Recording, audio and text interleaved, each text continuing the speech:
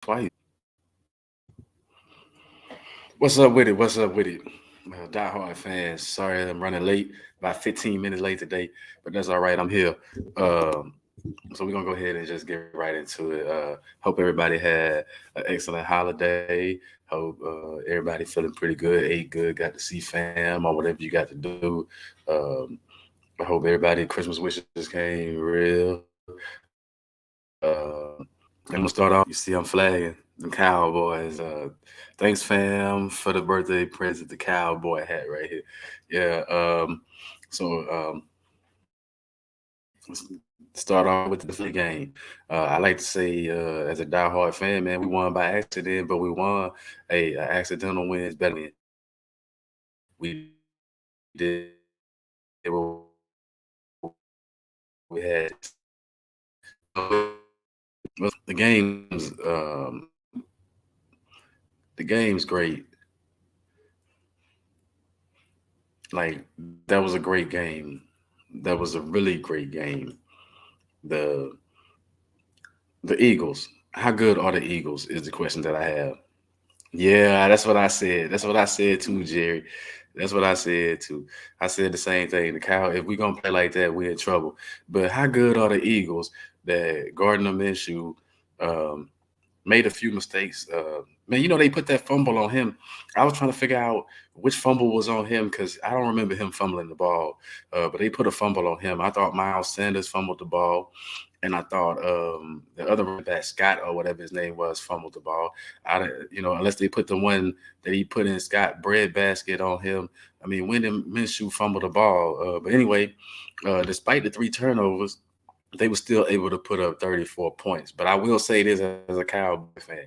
If you're going to let us get 40 and you take 34, I take that outcome every time.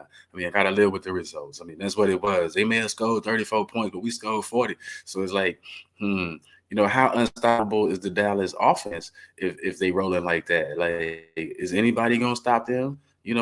Um, is anybody gonna stop that offense when they clicking like that? When they rolling like that?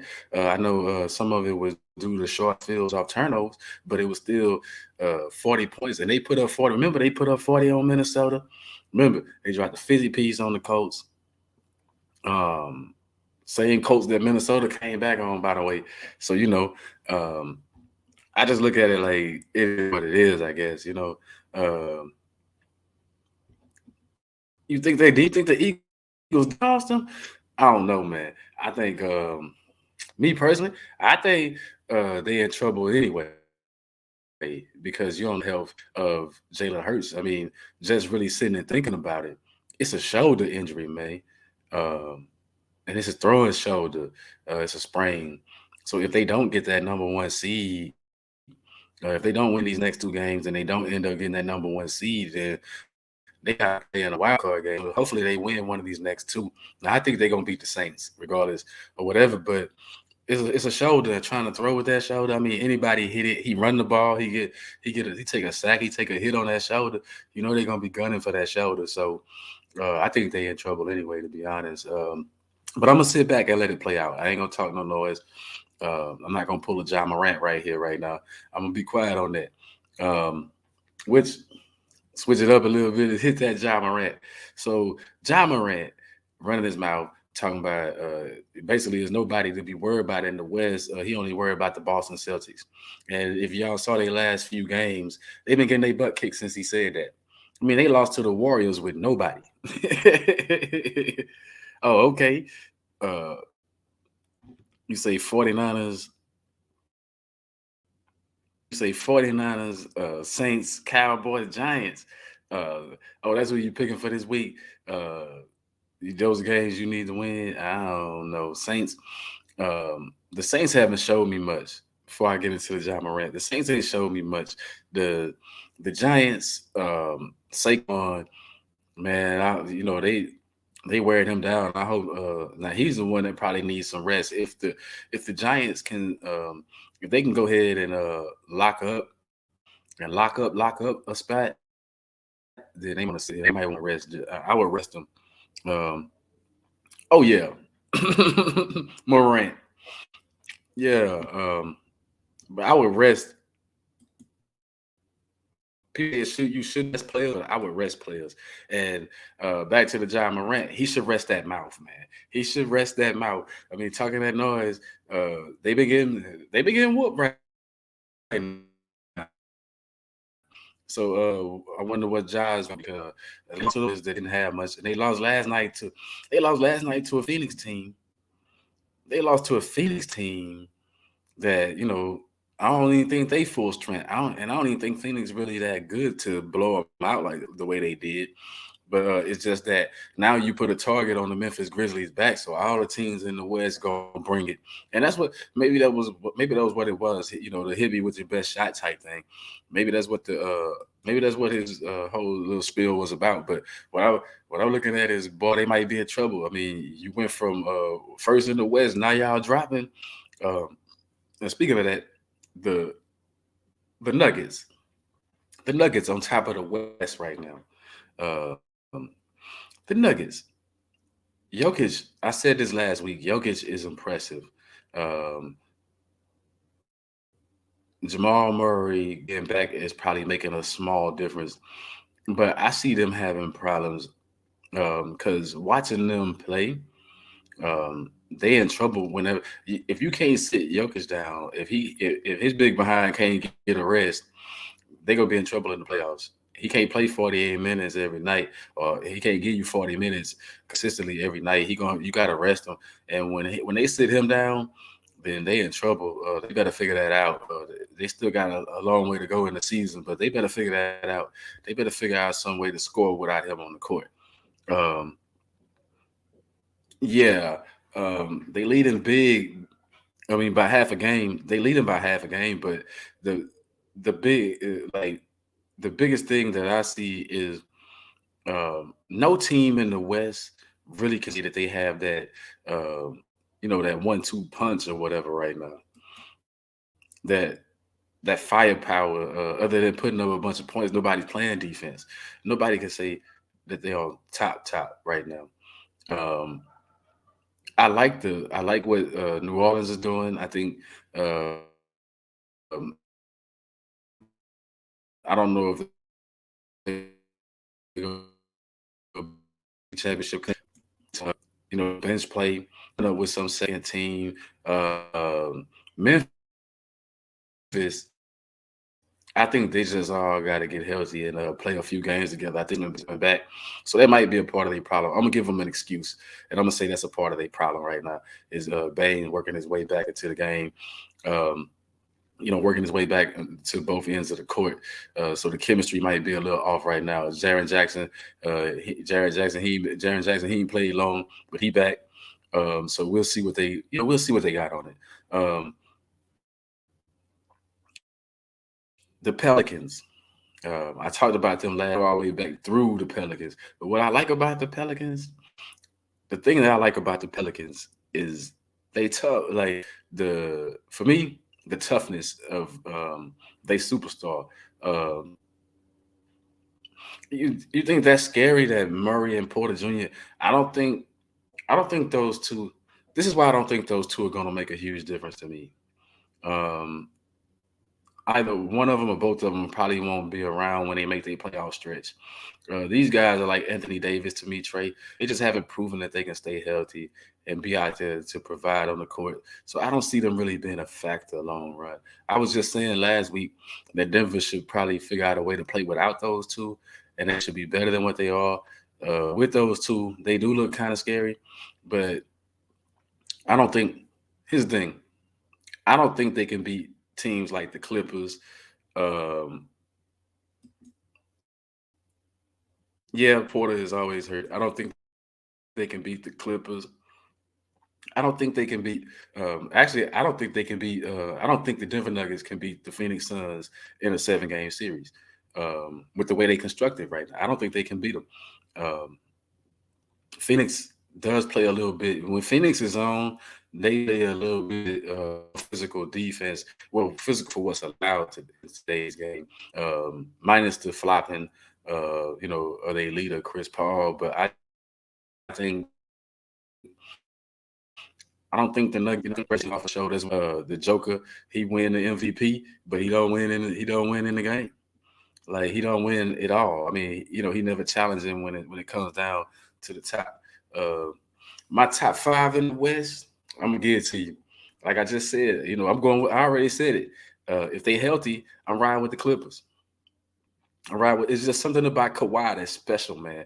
Like if he's on the court, if he can get him any kind of minutes, you see how much better Paul George plays with Kawhi being just out there. I mean, it changed the whole team different when Kawhi is out there. True leader to me when he's healthy. Like maybe not a leader off the court, but on the court, we talk field generals, we talk whatever. Let's just talk a commander of men out there on the court. That's Kawhi Leonard. Like they follow his lead, and I think the length. I said it before, the length of that team. So I got the Clippers. Um, then I got the Pelicans. I wasn't sold on Zion. Never really been big on Zion all that much, but I think the combination of him, McCollum, and Brandon Ingram. See, I think that's going to be the young bucks. Those two young bucks with that savvy veteran right there. I think those are the ones to watch. Trey. Those are the ones to watch because I think if Zion is healthy, if he can remain healthy, and get him something come playoff time, oh, that's gonna be something to watch. And see McCollum, he got something to prove. I think he got a chip on his shoulder. Always playing. He was playing second fiddle to Dame. Um, Portland's pretty much so they ain't want him or whatever. He got up out of there. So I think he got something to prove. They said he's too small and all that other stuff. So I think CJ McCollum got something to prove, and what a perfect time to prove it. The third team for me over there, the Mavericks. And this is why I had the Mavericks. I know they record don't reflect it, but let that boy Luka in any one game. My money's on Luka in any one game situation against any team in the West to either get a play-in game or to get a game 7 or whatever this year.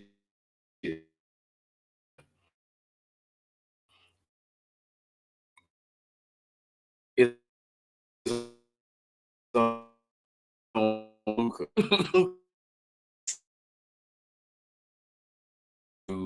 60-20. How can you outdo? What else can you do? 60-20, which brings up something interesting that I want to mention real quick because I've been thinking about this. Uh, it, mentioned uh, oh dude, Mad Dog talk about what's his name? Uh, uh Will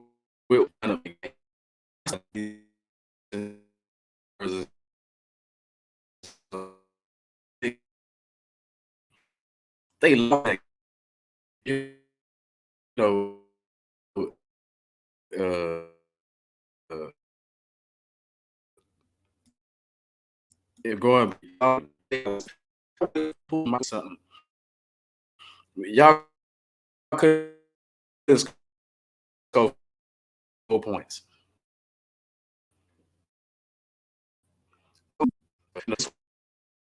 Teammates couldn't do, two people on your team couldn't piece.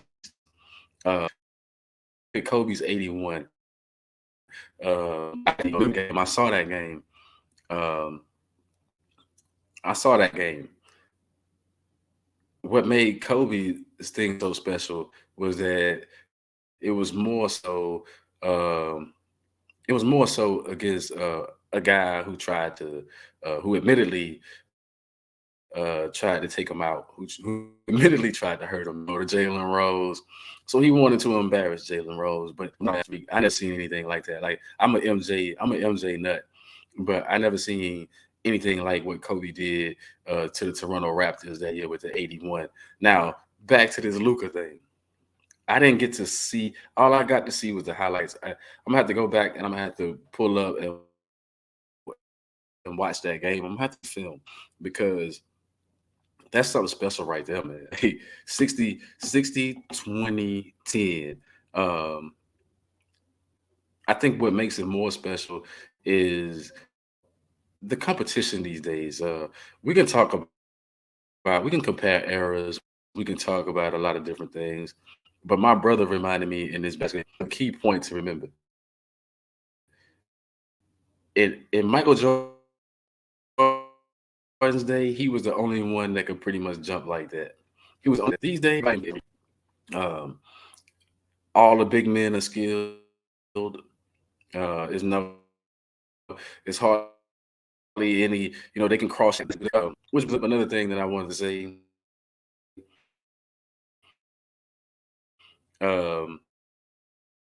When we compare errors, I think some of the stuff that we don't look at. I would say that basket back you down type stuff. Um, that's all you really ever saw him do once he reached a certain point. He could dribble a little bit here and there on a fast break every now and then. He wasn't the best defensively.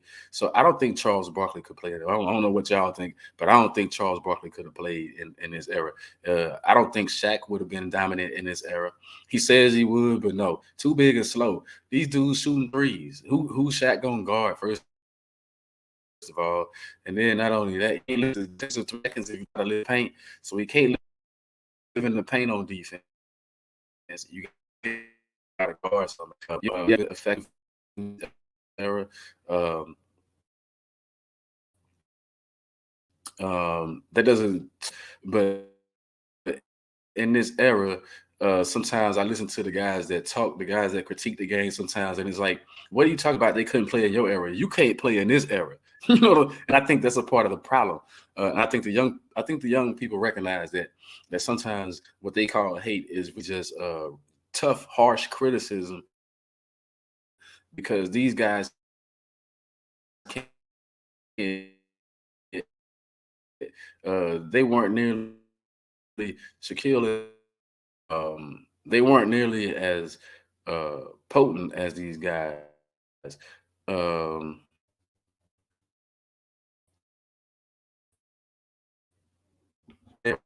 as it's like crazy. Uh, I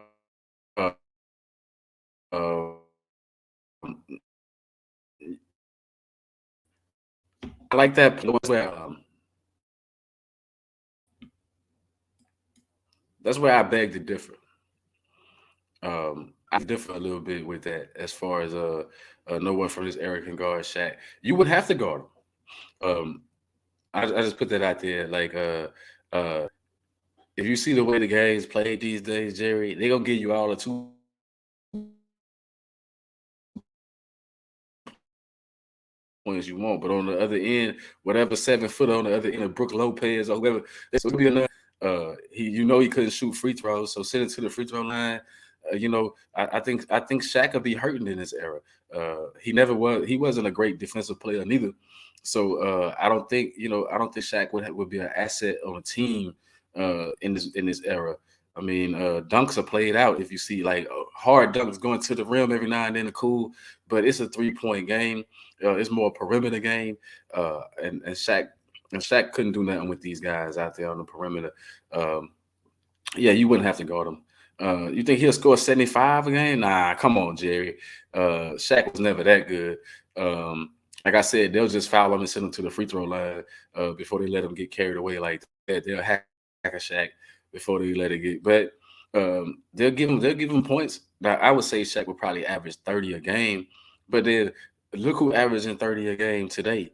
Like, like that's nearly the whole league right now. Like that's nearly name a superstar right now that's not averaging close to 30 or 30.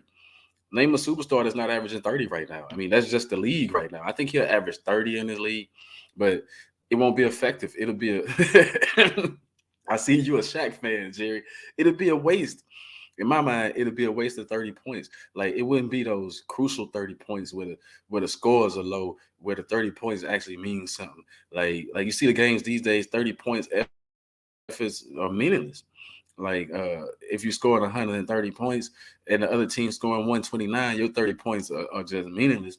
It's like it was an era where if a guy scored 30 points, it meant a whole lot to the team because of how the defense was played. Like if you holding in a 90-point game, if you're going 90 to 89 or a 95 and all that kind of stuff, even right at a build, the 30 points mean a lot more. The buckets mean a lot more. But right now in this open game, every dudes coming off the bench dropping 30. Like dudes you never even really heard of or you ever thought would drop 30, dropping 30. I mean, maybe it's just this crazy year, or maybe I'm tripping. But that's the way I see it this year, is that teams are dropping 30. Uh Players are dropping 30. Um, but back to the before I wrap up the Luka thing. Luka, how special is Luka, man? Like, is he gonna be one of the greats when it's all said and done? Is Dallas gonna have a statue of Luka next to Dirk Nowitzki? Is it too early to foreshadow something like that? I mean, 23 years old, and while I'm at it, these places with these all these different shows and stuff with these crazy stats, nobody cares that Luka's the sixth youngest to reach 8,000 points or whatever. Who cares? It's like he ain't the youngest, so it doesn't make a difference. I think sometimes they just pull stuff out to have you like wow, but that's not a wow factor. I think what's wow is I'm excited. I want to see the young man. I want to see the young man up close. Has anyone seen him play live? I want to see him play live. I have to see Luca play live. Um, I think it'll be something great. Well, there's a lot of them I want to see play live, but he's like one of the main ones right now that I really want. I want to see Luca. I want to see Luca up close. Moving on from Luca, um, I think the other biggest thing that we're starting to see. I didn't talk about the East this week. I didn't talk about the East this week, but we'll get to the East next week. But to finish off my list, the 15 that I would take, um, the 15 for me right now is so jam packed right there. But I'm gonna take the Warriors, and this is why. They struggling right now, but they seem to bounce back. And I think that this break that Steph Curry, Steph Curry being hurt is probably the blessing in disguise for the rest of those dudes. So now they have to pick up their game and they have to be together. So I think it's gonna bring the togetherness that they was looking for. As long as they can rely on Steph and look at him and be like, oh, he gonna bail us out. They don't have that right now, so I think that's gonna help the Warriors in the long run. So they still in my top five until they completely out of it. They struggling a little bit, but they're getting better. I don't know what's going on with them on the road. Um, Maybe they'll tighten that up second part of the season after the All-Star break when everybody start making that playoff push. But I expect them to be strong, and I like what's going on with Jordan Poole since he done got into the starting lineup. Jordan Poole, by the way, reminds me of the Tony Pollard situation in football for my Dallas Cowboys. Pretty much when you know you better than the other guy right now, and they still choose the other guy over you out of some misplaced loyalty or something. Jordan Poole is actually he's better than Klay Thompson right now. Whether people want to admit that or whatever.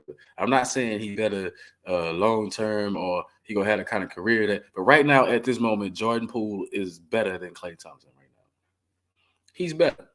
I mean, I know Klay, the defenses, the injuries and stuff like that, but Jordan Poole is better than Klay Thompson right now. And it's got to be frustrating that they pay you to play behind a guy that you better than. I mean, that's what Tony Pollard has to do.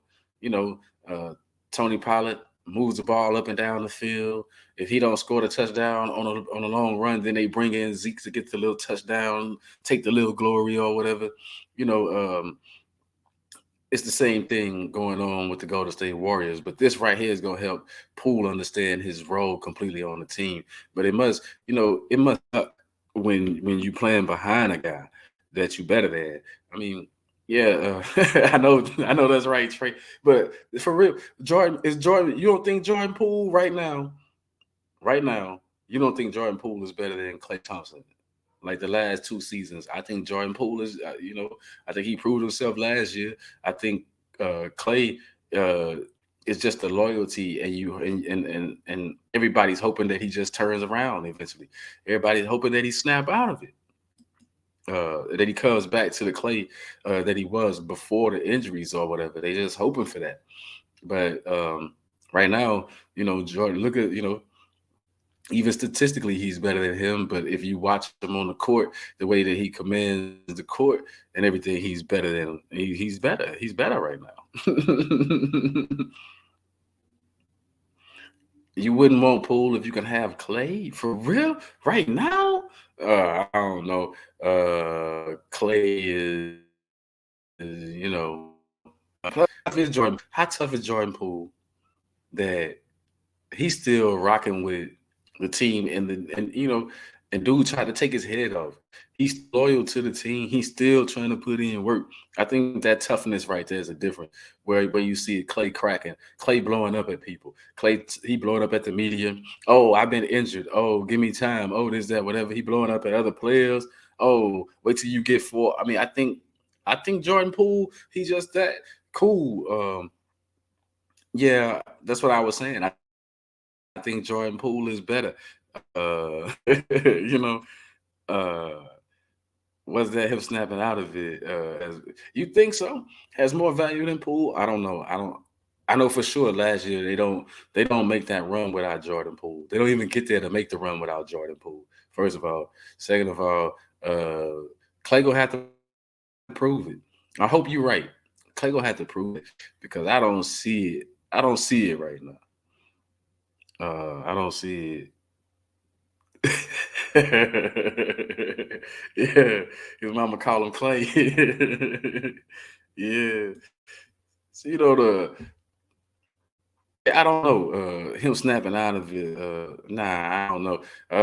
That's something to think about right there. That's something to ponder. Uh, but in other news, Ed Reed. Before I forget, I want to put this in there. Ed Reed. What y'all think about Ed Reed becoming the coach at Bethune Cookman, head coach? These Hall of Fame defensive stars, former stars in the NFL, taking on these coaching jobs at these HBCUs, or just in general, these players taking on these jobs. You know, um I think it's great for the kids. From my opinion, I think it's great for the young world, and I also think I could see Ed Reed coaching. Um, but it brought me to this question that I have as far as the wonders and pondering things. Are players that played specifically on defense on the pro levels or collegiate levels, are they better suited to coach?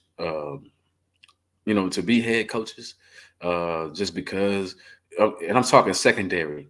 These defensive players that played in the secondary.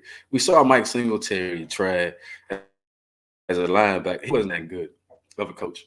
Let's just be real. He was good short term, but long term he had some issues. What I'm alluding to is the fact that uh, take a safety like Ed Reed, a ball hawk. He watches the quarterback, so he knows both offense and defense, like the sophistication. He knows it to a point where it's like he's like a savant when he's out there on the field. He's like a football savant. He knows it to a T. Um, so I thought about that as far as like I don't know if he'll be good as Dion did with Jackson State, but I figured good as a coach. Like it's the same with Dion. Dion playing cornerback, in the secondary, watching the quarterback, seeing the receivers' movements you can bring to both sides of the ball that gives them an advantage. Whereas I'm not saying that offensive players couldn't do it, but we have yet to see it. Like what did Tennessee State finish? Does anybody know the HBCU what Tennessee State finished? I think that's Eddie George, running back. What was Tennessee State's record? Let me look it up real quick so I can be accurate and on point with what I was talking about. But it's for me, it's a detail oriented thing to head coach. Um,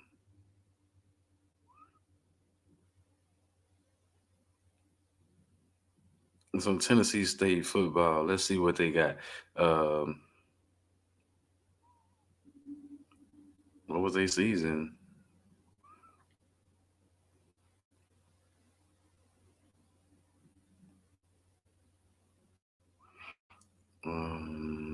Record.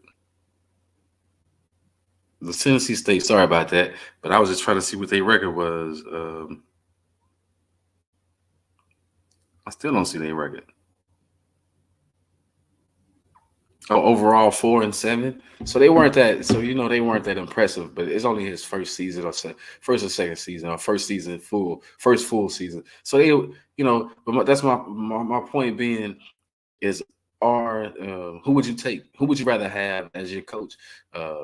Uh, if you had to pick like if you had to pick one of those Hall of Famers, would you want somebody from the defensive secondary or any other position on the field? Because you see in the pros, um, Jeff Saturday being an offensive lineman, he ain't really getting it done. I think they had Art Shell back in the days, and Art Shell was pretty good with the Raiders a couple of years, but even he fell off, right? I mean, they fell dramatically. They didn't get it done. Um, but I see some of these defensive masterminds, at least on the collegiate level, I see that being an asset that you're able to dissect. But congratulations to Ed Reed. I'm a huge fan, diehard fan. I used to love Ed Reed when he balled out in his Baltimore days. One of the best I ever seen do it. They can't hit like that in the pros. Um, I think that's another thing he can bring toughness to whatever to the squad that he coaches. But it'll be good to see. Now we about to hit this NFL again, man. I got to talk about this. I got to talk about it. The Jacksonville Jaguars and the Carolina Panthers. Those two teams that came in 1990 something together are making. They're in the hunt. They're in the hunt right now. Uh, I'm not totally impressed by it because if you look at the records, but they are in the hunt. Like they came out of nowhere. Or did they come out of nowhere? Or did the teams that were supposed to be on top just fall to their level, to their status? And that's what I wanted to talk about. The falling, I mean, we get it. Tampa Bay struggling, but they struggling that much that the Panthers can come back and catch you. They didn't know as a fact the Panthers this weekend. The Panthers and the Bucks are playing, so they playing for the division. Um, and the Bucks. I'm saying it. The Bucks are scary. Did we not see what Tom Brady did this past weekend? Like if you keep that guy hanging around, now that's what my mama said right there, Jerry. That's what my mama said. Keep playing with Brady is all she kept saying. Keep playing with Brady if y'all want to. And then, the rest is history. Brady does, but Tampa Bay, it made me think about Tampa Bay today. The at least 4 out of their 7 wins or whatever, came on uh, Brady having to don the goat cape in the games. Remember early on the Atlanta Falcons, which they got some help for the ref in that game, but then the Rams, the Saints. And then this game, this past weekend against the Cardinals, uh, he had 8 dollars just to narrowly escape with a win, and it's weird to me. I like that right there. He narrowly escaped. He had to don the cape to narrowly escape the win. I like that he approaches games most of the time. Um, but I think that if you keep playing with Brady, I hope he don't show up in the playoff time because it looks like my Cowboys gonna be right there. So I'm hoping the Cowboys are paying attention and say, man, we're gonna come out, and if we do get them, go ahead and squash them from the jump all over them from the jump, and don't even make it close. Just blow them out like teams used to do back in the day. Remember when New England would lose to either Pittsburgh or the Ravens or something? Um, they really punished them. Even the Colts would beat them when Peyton Manning would beat them. You know, a comeback is a comeback, but they had to beat them though. You know, they had to beat them down. You know, you don't think Brady gonna make? You think the Panthers gonna get that trade? Ooh, you think you know, I say they in the hunt. I don't know if they gonna get them. I don't know if they're gonna get them. This head up game right here. This will be the telltale sign. So you actually think the Panthers are gonna win this weekend? Is what you're saying? You think they're gonna beat them head up? That's gonna be interesting to see. Um, I don't know, but if Brady does make it, that's a scary thing to watch him play the way he plays. But then look on the other side, Tennessee, no quarterback. Well, Ryan Tannehill wasn't that good anyway. Malik Willis, you know, they don't have no faith. This is you got a guy as a backup quarterback. Uh, we're gonna see. But what y'all think about that? You got a guy as a backup quarterback, but you have no faith in him. Like, why is he even on your roster? I mean, those are the things that I don't like.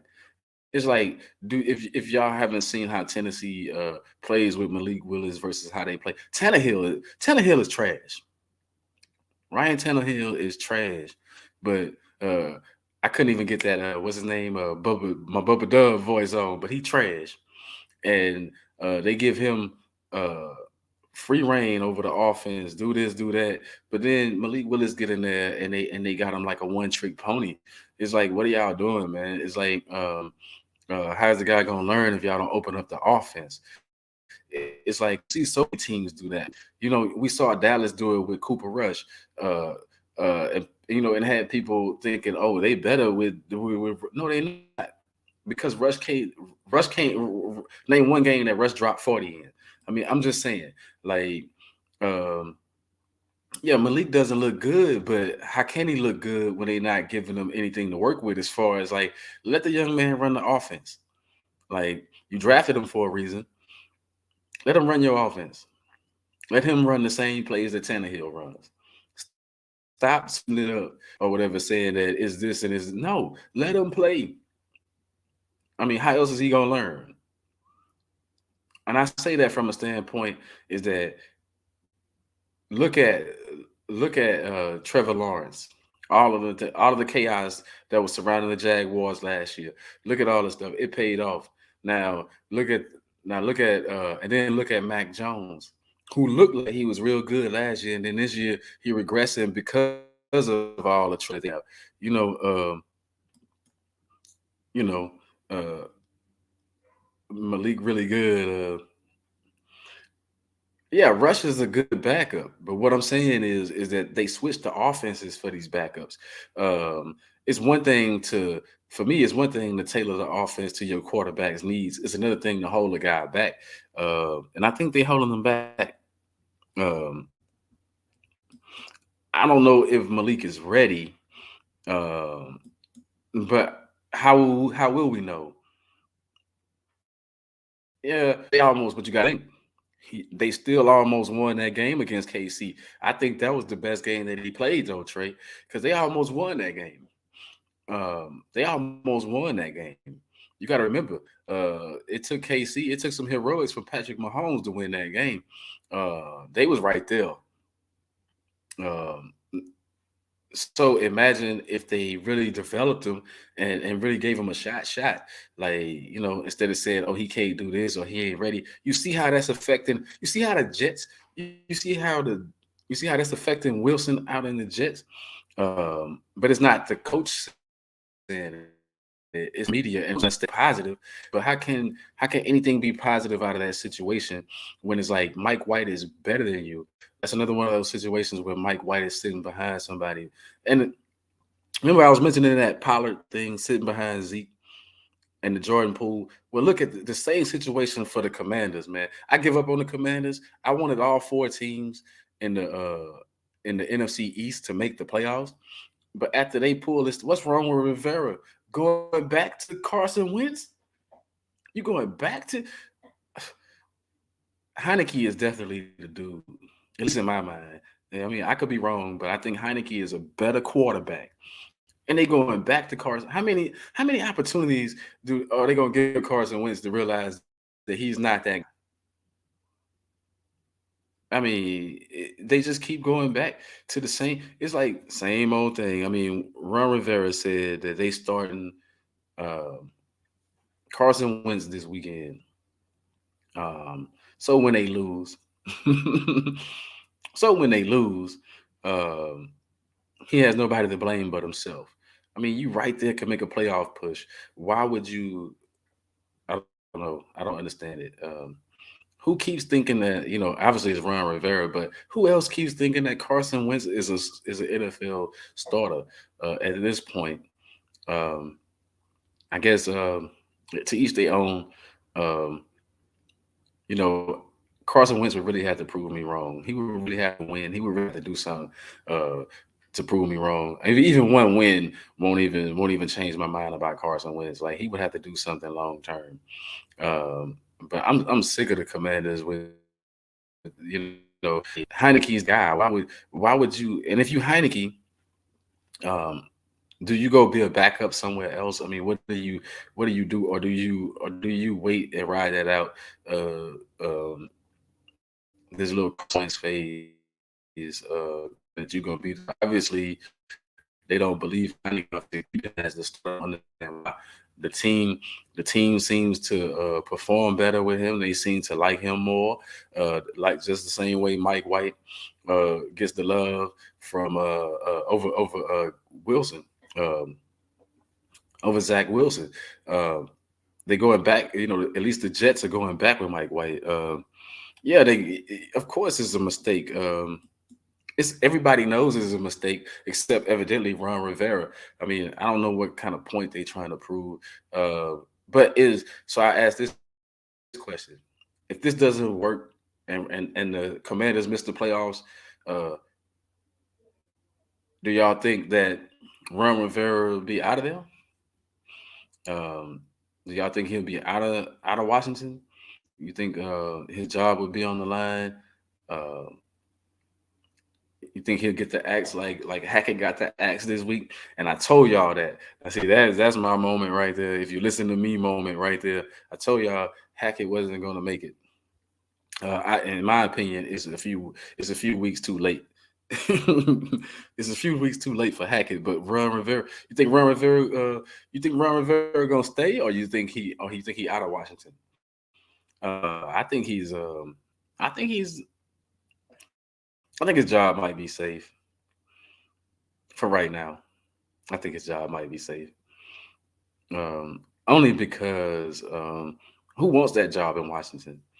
I'm sure somebody wants it, some off-brand person, but no other big name. I don't think really wants to be in Washington um, with the controversy. And it's a good look to have a quote-unquote minority head coach, considering all the other things that's going on with that franchise. So I can see them keeping them for business reasons, not so much coaching wise. And what happened to Ron Rivera? He was a good coach, and he was a good coach with the Panthers. When he was with the Panthers for a while, he was a good coach. He coached his way to some success. He went to a Super Bowl. Mm. Yeah, it's the truth though. Like, who wants that job? Um, so when you look at it, who wants to like so Denver?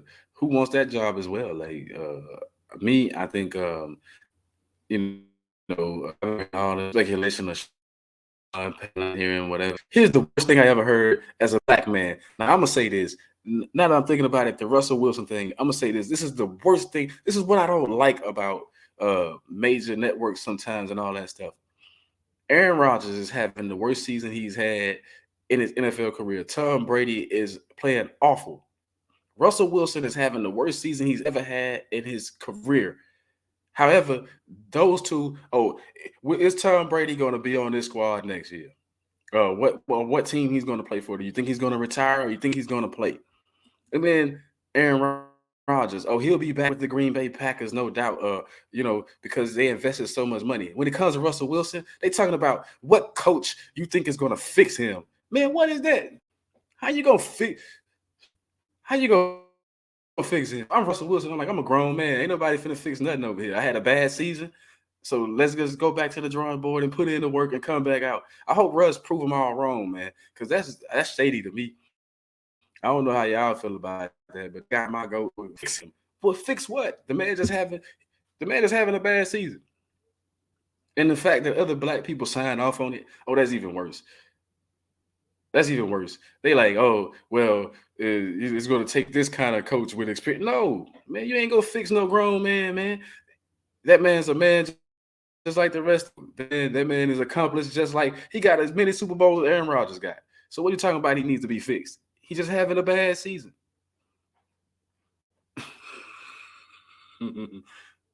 Yeah, no running game, no line. But they keep saying, but here's the thing. They saying, oh, he's got enough weapons. I'm like, what weapons? Name one weapon on the Denver Broncos.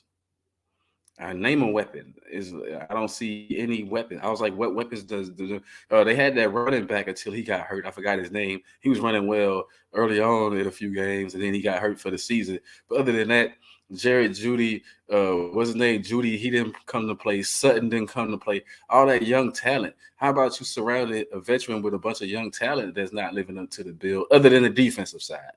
The D line playing. Not only that, and then you want to harness all this so-called young talent with this veteran quarterback with an unproven coach. You go and get a rookie coach, a guy that's never coached before. A guy that he definitely looked lost because he ain't on the sideline with Aaron Rodgers. Uh, Russ got some work to do, but I think Russ can do the work. And I never heard. And see, that was my problem right there. I never heard one of those. I never heard one of those black guys or black ladies on those shows I was watching today just say that right there. That the man, what I'm saying, let the man go back to work. He'll go back to work. Oh, but they said, oh, but Rogers gonna do that in the offseason. If Brady plays again, he gonna come back and he gonna man stop it. It's like uh, that really got my goat today. I just had to say that as far as not trying to make it a black and white thing, but just how it is right there in plain black and white is that you get these other guys a break, but then you want to fix this man. This man needs a head coach to fix him. Stop it. We don't need that. And I like that right there, Jerry. That whole cowboy fan. I love that. You know what I'm saying? Cowboy up. Um, People saying this all year, but before I get out of here, we're gonna go through some of the games real quick. The NFL schedule this week, starting with tomorrow night's game, the Thursday night game, Cowboys and Titans. I hope the Cowboys don't relax. We should go ahead and win that game. We should win that game this week, tomorrow night, and it should be a landslide. It shouldn't even be close, and it's not because I don't like. It's not because of Malik Willis or anything like that. It's just because I think we're the better team, and I think it's time that we just go ahead and be the team that we're supposed to beat, uh, and make it look convincing. Um, so this week coming up, you got the Saints. The Saints in it. I was on first formation yesterday, I think, and my man Trey was saying that he thought the Saints was going to beat the Eagles. I don't think that's going to happen. I think no matter who the quarterback is, they're going to beat the Saints. Um, if I'm wrong, then it helps Dallas out, and we one game closer to taking the division. Here it is right here. If the Eagles slip these last two games, we take the division. That's what I'm talking about. But uh, what are the odds they're going to lose two, right? Cardinals and Falcons. The Cardinals and the Falcons. I don't know who really cares about that game other than the odds of both of those individual teams. But I think um, I'm gonna go with the Falcons in that one. I'm gonna say Ritter gonna get his first win. Desmond Ritter gonna get his first win as a starting quarterback. Just because McSorley or whatever his name is on the other side of the ball, yeah, he couldn't do anything against the Tampa Bay Bucks. Um, and everybody know they struggling. So then I'm looking at the Dolphins and the Patriots. Um, No tour, Teddy Bridgewater. And by the way, the whole tour thing, he should be done for a while. Maybe the rest of this season, maybe the start of next season. I mean, 3 concussions uh, in one season. I think he need a break. But I'm taking the Patriots. I'm taking the Patriots. I like Bridgewater. I just don't. I just think that Bill probably finally yelled at his team for blowing 2 games in a row, and they're gonna go ahead and the fumble this past week, and then everybody saw whatever that was with the lateral or whatever the backwards pass or whatever. So yeah, I'm taking the Patriots. I think Bill gonna get that right, and plus they gonna knock the Dolphins off. Um, and so I can be like, I told you so. So I can say, listen to me, man. If you listen to me, because I already said that the Dolphins wasn't all that, but nobody want to hear that. The Colts and Giants. That's another ugly game right there. But I'm gonna take the Giants because the Colts seem like they get in their own way. They can't beat nobody. You can spot, as you see, you can spot them 30 points. They still won't beat you. They just find a way to lose games. Um, and Saquon Barkley probably should be in the running for Offensive Player of the Year. Um, Panthers Buccaneers. Now that's a tough one, um, but I'm going with the Bucks. I think that the GOAT will find a way to pull it off. I said the Panthers was in the hunt. I like what Steve Wilkes is doing. I hope he gets that head coaching job next year. But yeah, the Bucks. I'm taking the Bucks only because it's hard to bet against Tom Brady, especially this time of the year when it's winning time. Broncos and Chiefs. Um, we know the Broncos not going to win that game. I'm going with the Chiefs, but I do expect the Broncos to play harder than they played all season long. On both sides of the ball, I expect them to play a little bit better. Um, Now that Hackett's gone, um, because after Hackett's gone, the GM is next. The GM is next. Uh, Wilkes was in Arizona, right? I think that's where he came from originally, right? Arizona. Um, the Brown. No, where was I? The Bears and the Lions. Ooh, Bears and Lions. I'm going to go ahead and take the Bears in that game. I think the Lions are going to fold. They already folded this past week where they could have, solidified themselves or made their bid for the playoffs stronger. I just don't think they're ready yet as a unit. They got a little too excited, so I think the Bears gonna go ahead and end their playoff hopes. Plus, Justin Fields doing. It's about time he get a fourth win or something. I think they only got 3 wins on the season. Uh, get a fourth win, Justin, because they running you to death. They playing you hard, or you playing hard to try to win when your organization not trying. The Browns and the Commanders. Um, ee- Whew. Yeah, with Carson Wentz starting, I'm taking the Browns. There's nothing I like about the Browns, by the way. Deshaun Watson, Rusty, other than Nick Chubb, but I think Nick Chubb gonna be enough to win that game with Carson Wentz out there. And I think Miles Garrett and the rest of that defense they gonna have fun torturing Wentz out there. Um, the Jaguars Texans. Um, I'm gonna take the Jaguars in that one only because the Texans only, they got their second win. But they do play the teams in their division real hard. Well, they play hard anyway, so it could go either way. But I think the Jaguars want it bad enough uh, to be able to play Tennessee for the division in that last week. So yeah, I think I'm gonna take the Jaguars in that one. Now the 49ers and the Raiders. Um, the Raiders another disappointment. I'm done with them. Yeah, that's 49ers. Because the 49ers have they what won 8 in a row. It's gonna be 9 in a row. Jets Seahawks. Jets and the Seahawks. two teams that I was high on that I thought was turning the corner, but they didn't both went back the opposite direction. Um, but I'm gonna go ahead and give that game to the Seahawks. I think the Jets' hopes are over because they can't seem get the quarterback situation right.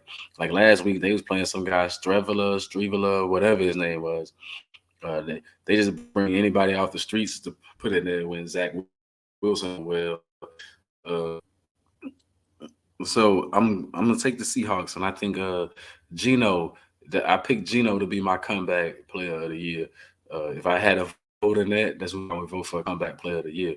Uh, Most improved to me is going to be Jalen Hurts because MVP, whether we like it or not, MVP of the league, Patrick Mahomes, hands down. Patrick Mahomes got it wrapped. It don't even matter if Patrick the rest of the season he got that wrapped up. Vikings Packers. I'm taking the Vikings in that, but we already know how the story goes. Aaron Rodgers win two games and then a little bit of luck, like if the Commanders lose, then chance to get in the playoffs if the Commanders just lose one game. So the pressure's on the Commanders to win both of their games, but it's also on Green Bay. But I Vikings say none of that. If the Vikings are as good as they've been all season long, now's the time to prove it. Put your division rival out of there. Take pride in the fact that your division rival make probably would have been greater if the Rams was about something this year, but the Chargers already got into the playoffs, so they trying to do is just do a little fine tuning. And what a good team to play against right now, the Rams without Aaron Donald, without Matthew Stafford, without everybody, without champions. Um, the defending champions with champions. Think about that. Even though Baker Mayfield been playing, though, I will say McVay. I said that last week. McVay saved Baker Mayfield's career, man. He threw him a lifeline, and I think that's a good fit for Baker because I was thinking Baker was out of there. Where was I? Steelers Ravens. Real quick, I'm taking the Steelers. I think the Steelers are going to beat the Ravens. I don't think Lamar Jackson's playing. I think they just a better team. Uh, they just a better team right now. The Steelers, that is. I think they're better than the Ravens. Uh, as currently, uh, Pickens playing some ball. Boy, Pickens. I like that receiver Pickens. He's starting to play some ball. And a healthy TJ Watt is always dangerous. Bills and Bengals of night game. Now that's going to be a good one. That might be this game right here. Might be a playoff matchup, whether AFC Championship or before that in the AFC Championship game or something. But you could probably see this game later on, which is why I'm taking the Bengals. Excuse me. I think the Bengals. Um, I think Joe Burrow is he just ready, man, and he seemed to have a rabbit foot. When you see these quarterbacks, like for years, Aaron Rodgers had that rabbit foot, man. Uh, Brady had that rabbit foot. Certain players just have it, man. Mahomes has got that rabbit foot, and it's like Joe Burrow is no exception. Which is why I don't, like no knock against Josh Allen, but he don't seem to have that comeback. That I can come back against all odds type rabbit foot that the rest of them have, where it take a whole lot of skill, but a little bit of luck. And I think Joe Burrow has that. So I'm gonna end the show on that note with another congratulations to Ed Reed stepping up, representing, getting ready to do his thing, and also next week. We talking big moves made. Hopefully, we talking um, what 5 teams are already in the NFC. 6 teams are already in. There's only one spot left in the AFC. They only playing for one playoff spot over there. Who knows who's going to get it? The Dolphins are sitting in it right now. I think the Patriots are going to beat them. So Grizz might be sitting in it for 1 week, and it's gonna come down to the whoever the Patriots play last or whatever, and the Jets are gonna be out of it this week.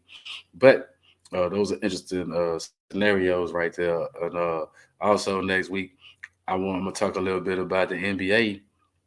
We're gonna go deeper into the selection as the Eastern Conference, and I want to break down a little bit of some of the play that we've been seeing on this tremendous offensive explosion in the NBA. Like, man, can't nobody stop nobody. Y'all have a good one. Thanks to Sports for America for putting me on. And don't forget to check out Nerd Focus Energy Drink. Get your brain right and your game tight. Nerd Focus.